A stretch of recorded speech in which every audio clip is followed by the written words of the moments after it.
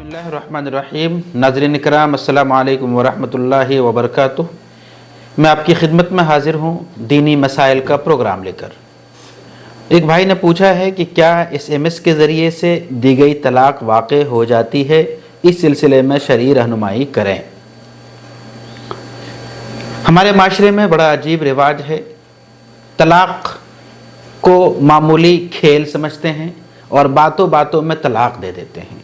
और ये बात बज़ाहिर मामूली लगती है, लेकिन अंजाम के एतबार से बहुत भयानक हो जाती है। तलाक एक इंतहाई संजीदा मौजू है। जब घरेलू इख्तलाफात हों तो बहुत सोच समझ के तलाक का लफ्ज़ इस्तेमाल करना चाहिए। जब भी घरेलू मसाइल होते हैं तो लोग आम तौर पे जज्बात में आके, गुस्से में आके तलाक दे देते हैं और फिर उलमाए कराम के पास दौड़ते हैं, मुफ्तियान कराम के पास दौड़ते हैं कि हल निकाल दीजिए, मैंने तो गुस्से में कह दिया। शरीयत में तलाक के लफ्ज़ को बहुत ही सेंसिटिव और बहुत ही हसास माना है। रसूलुल्लाह सल्लल्लाहु अलैहि वसल्लम का इरशाद है कि सलासुन जिद्दुहुन्ना जिद्दुन व हज़लुहुन्ना हज़लुन अन्निकाह व तलाक व रजा। ये सुनन तिरमिज़ी की रिवायत है। यानी तीन चीज़ें ऐसी हैं, तीन अल्फाज ऐसे हैं जिसमें संजीदगी भी संजीदगी है और मजाक भी संजीदगी है। वो तीन चीज़ें क्या हैं? निकाह, तलाक और रजत। इसी तरह एक हदीस में है कि सलासुन ला यजूज़ लाब फ़ीहिन्ना अत-तलाक व निकाह वल इत्क़। ये तबरानी की रिवायत है कि तीन चीज़ें ऐसी हैं जिसमें खेल नहीं है, मजाक नहीं है, और उन तीन में एक तलाक भी है। तो पहली बात तो ये है कि जज्बात में तलाक का फ़ैसला करना, गुस्से में तलाक का फ़ैसला करना, उजलत में तलाक का फ़ैसला करना, ये इंतहाई गलत है, गलत तरीक़ा है जिसके बहुत से लोग जिसका मिजाज बनाए हुए हैं। एक बात तो ये है। दूसरी बात ये कि तलाक देने से तलाक वाक़ई होती है। तलाक चाहे ज़बान से दी जाए, तलाक चाहे लिख कर दी जाए, किसी भी तरह अगर तलाक देते हैं, अपनी बीवी को देते हैं और मकसद तलाक देना ही है, तो तलाक वाक़ई होगी।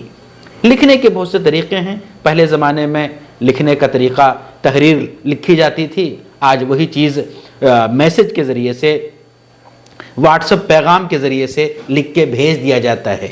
तो अगर कोई मैसेज की शक्ल में तलाक किसी ने दिया है तो वहाँ दो तीन चीज़ें देखने की ज़रूरत है। नंबर एक कि शौहर के मोबाइल से मैसेज तो आया है, लेकिन उस मैसेज को टाइप किसने किया है, लिखा किसने है, क्या शौहर ने लिखा है या किसी और ने लिखा है, इसकी तस्दीक बहुत ही ज़रूरी है।